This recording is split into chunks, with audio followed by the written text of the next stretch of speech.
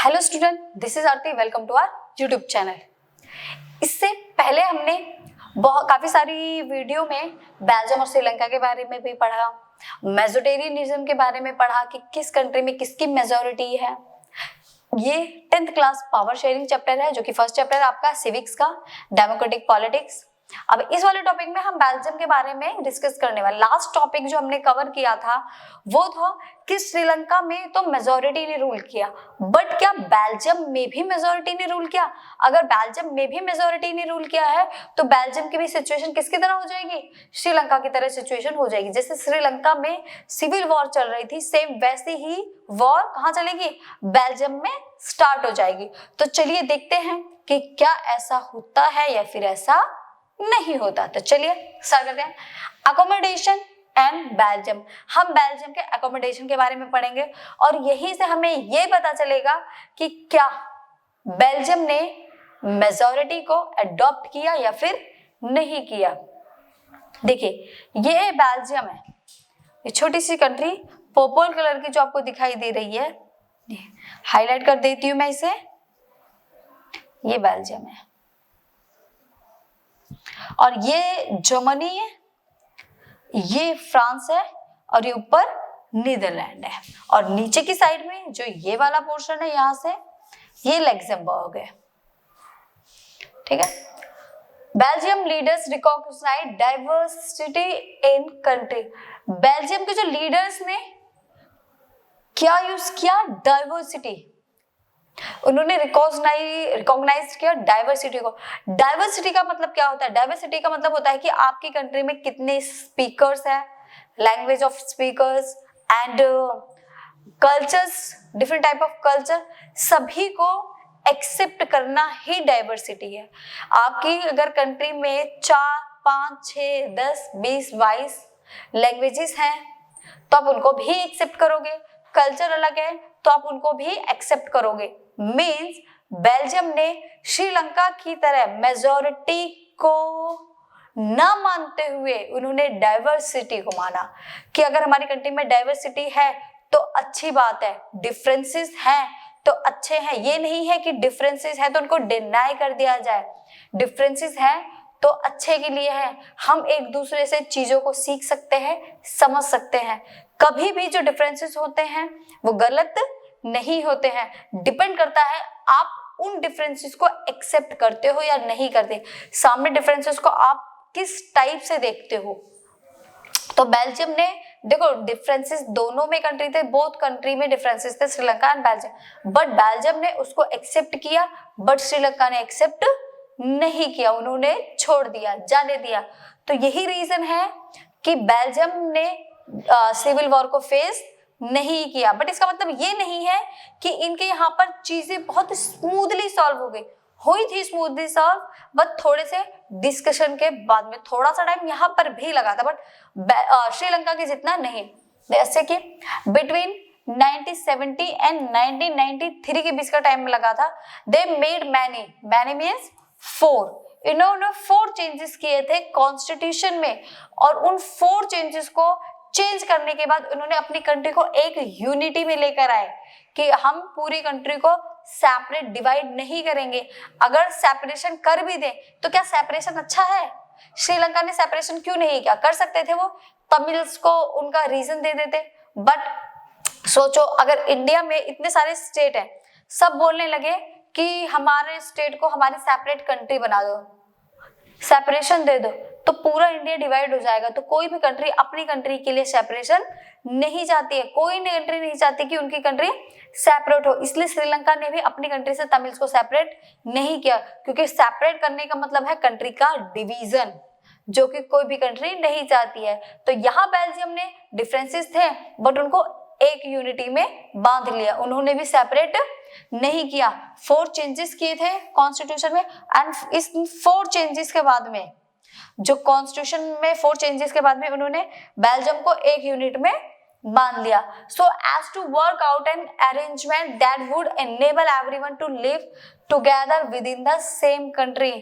उन्होंने इस मेथड को अडॉप्ट किया, ऐसा अरेंजमेंट बनाया कि जब तक हम रहेंगे हम सब साथ एक ही इसी कंट्री में रहेंगे। सेपरेशन बिल्कुल डिनाई कर दिया, सेम कंट्री में रहेंगे, काम करेंगे, एक ऐसा वर्क बनाया, एक ऐसा अरेंजमेंट था जिसमें सभी को साथ में लेकर चलने की सीख देगी, ना कि सेपरेट करने की। ठीक है, नेक्स्ट है this framed out a Belgium model in innovative veg, और इसने बहुत सारे तरीके अपनाए और ये एक मॉडल बना अदर कंट्री के लिए भी, जहां पर इस टाइप की डाइवर्सिटी देखने को मिलती है उन कंट्री के लिए बेल्जियम एक मॉडल बना। एक छोटी सी कंट्री था बेल्जियम, हम इंडिया के हरियाणा के बराबर भी नहीं था, और उस छोटी सी कंट्री ने इतना अच्छा मेथड या इतना अच्छा मॉडल बनाया खुद को कि पूरे वर्ल्ड में बेल्जियम की सब रिस्पेक्ट करते हैं। और उसका रीजन क्या है सबके रिस्पेक्ट करने का? सिर्फ ये छोटा सा रीजन है कि इसने डाइवर्सिटी के मेथड को एडॉप्ट करके सभी को इक्वल माना। और यहीं पे हम समझेंगे पावर शेयरिंग को, कि पावर शेयर क्या थी। देखो बेल्जियम ने, श्रीलंका ने क्या करा, मेजोरिटी को लिए कि हम पावर में रहेंगे, सिर्फ हमारी ही बात मानी जाए। बट श्रीलंका ने क्या कहा, सॉरी बेल्जियम ने क्या कहा कि नहीं, हमारे साथ और भी लोग हैं, तो हम थोड़ी पावर अपने पास रखते हैं, थोड़ी पावर उनको भी दे देते हैं, ताकि उनको अलोन फील ना हो, उनको एलिनिएटेड फील ना हो कि जैसे तो हम इस कंट्री का पार्ट ही नहीं है। जितनी रिस्पेक्ट हमारी लैंग्वेज की होनी चाहिए उतनी ही रिस्पेक्ट जो अदर पर्सन है उनकी लैंग्वेज की होनी चाहिए। इसीलिए बेल्जियम ने पावर शेयरिंग के मेथड को एडॉप्ट किया, जो कि श्रीलंका ने इस मेथड को एडॉप्ट नहीं किया। ये बेल्जियम का फ्लैग है, ठीक है, ये बेल्जियम फ्लैग है। यहां पर उन्होंने ये बनाया।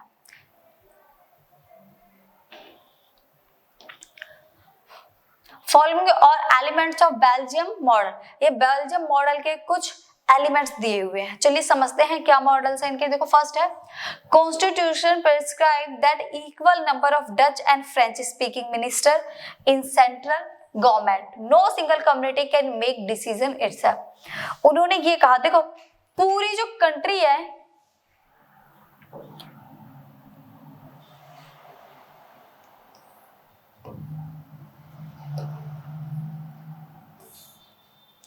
पूरी जो कंट्री थी, कौन सी कंट्री थी पूरी? बेल्जियम।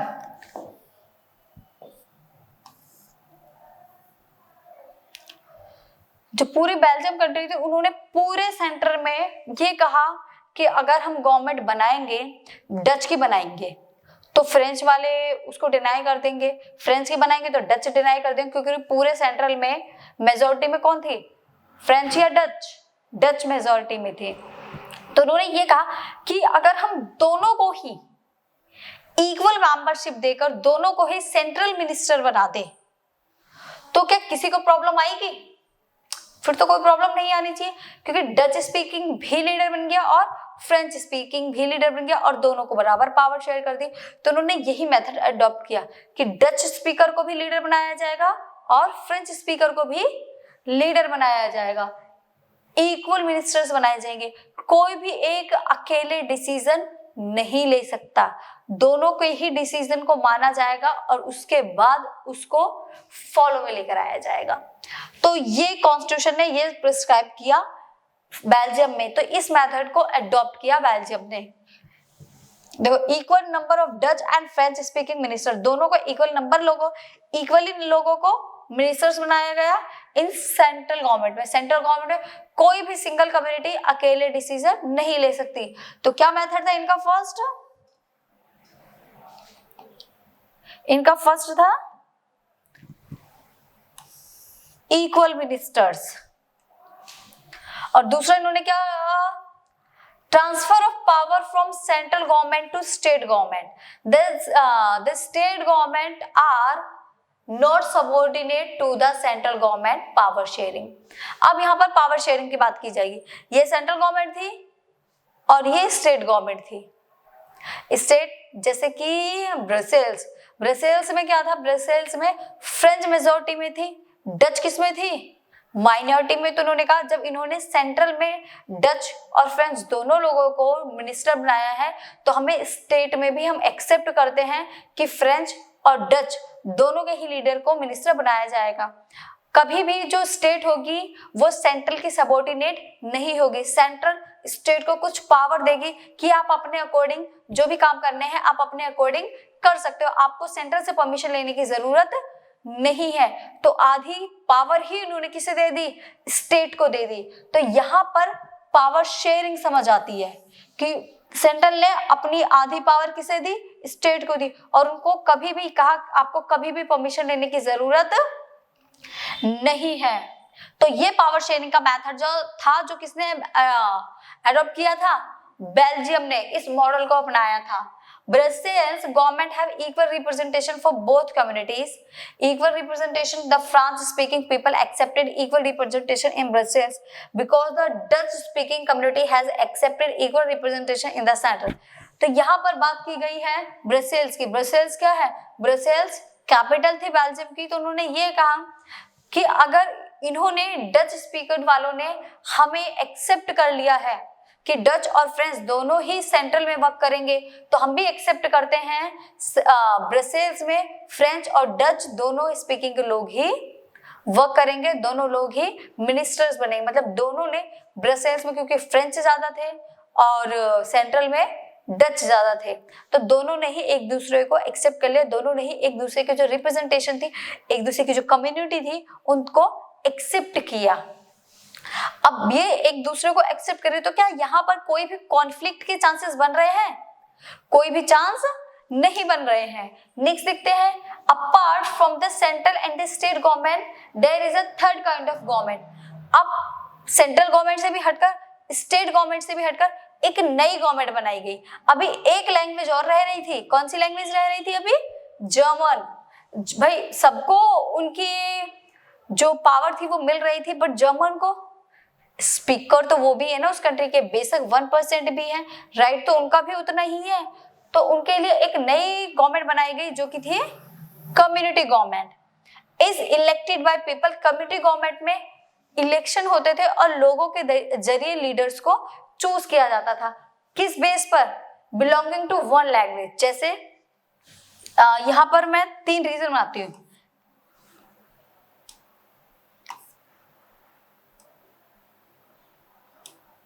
ठीक है, ये है first, second, third.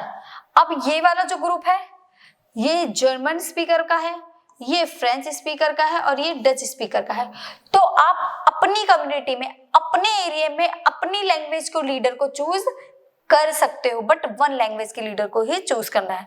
German majority है किसी रीजन में तो आप जर्मन चूज कर सकते हो, फ्रेंच है तो फ्रेंच, डच है तो डच। ये सारी चीजें देखकर आप अपने लीडर को चूज कर सकते हो कम्युनिटी गवर्नमेंट में। कम्युनिटी गवर्नमेंट लोकल गवर्नमेंट होती है, स्टेट के और सेंट्रल के बाद में आती है। Community government is elected by people. Election के जरिए ये चूज करे जाएंगे जिसमें लोग उनको इलेक्ट करेंगे। Belonging to one language, community Dutch, French and German speaking, कोई भी लैंग्वेज का लीडर बन सकता है। No matter where they live. कोई मैटर नहीं करता कि कौन कहाँ रहता है, जहां मेजॉरिटी है वो अपना लीडर वहां पर चूज कर सकता है। ये समझ लो, सिंपल लैंग्वेज में बोलूं तो अपने एरिया में अपनी लैंग्वेज का लीडर बना लो। ठीक है। Community government, government to people belonging to one language has power of cultural, educational and language related issues. और उनको इसलिए बनाया गया है कि वो अपने जो ये कल्चरल इश्यूज है, लैंग्वेज के इश्यूज हैं, एजुकेशनल इश्यूज है, ये खुद सॉल्व कर ले। अपने एरिया में अपने इश्यूज ये खुद सॉल्व करे, क्योंकि फ्रेंच और वो करेंगे तो जर्मन का जो कल्चर होंगे फिर वो उस पे इफेक्ट डालेंगे। तो इसलिए उन्होंने कहा तुम अपने एरिया में, अपने एक रीजन में अपनी लैंग्वेज के लीडर को चूज कर लो जो तुम्हारे कल्चर को, तुम्हारे एजुकेशन सिस्टम को इजीली और अच्छे से समझ सके। तो ये वो मॉडल था जो किसने अडॉप्ट किया था, बेल्जियम ने अडॉप्ट किया था। इससे हमें ये समझ आता है कि अगर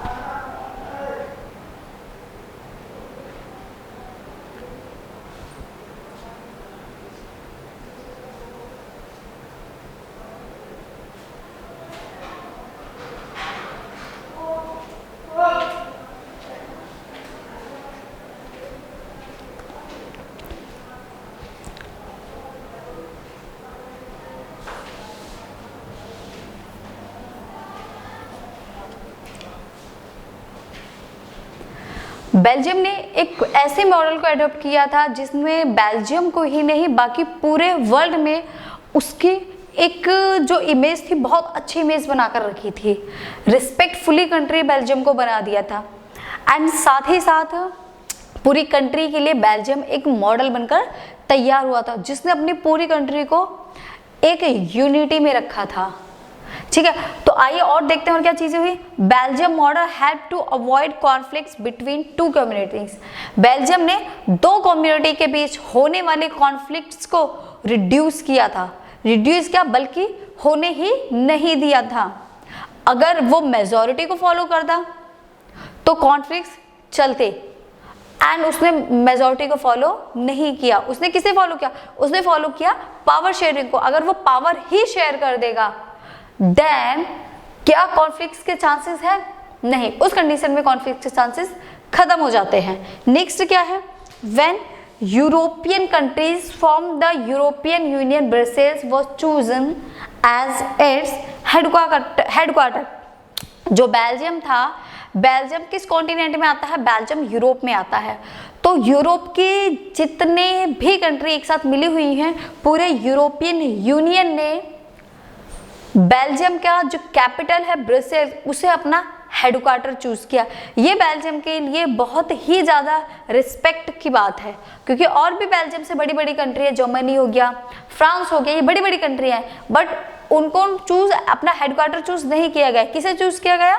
ब्रसेल्स को चूज किया गया। क्यों? क्योंकि उसने अपनी कंट्री को इतनी अच्छे मेथड से, इतना अच्छा मॉडल देकर इतने बड़े होने वाले कॉन्फ्लिक्ट से बचाया था। ठीक है, अब तो आपको चीजें क्लियर हो गई कि श्रीलंका में एंड बेल्जियम में दोनों में क्या डिफरेंसेस है। ठीक है, और चलिए देखते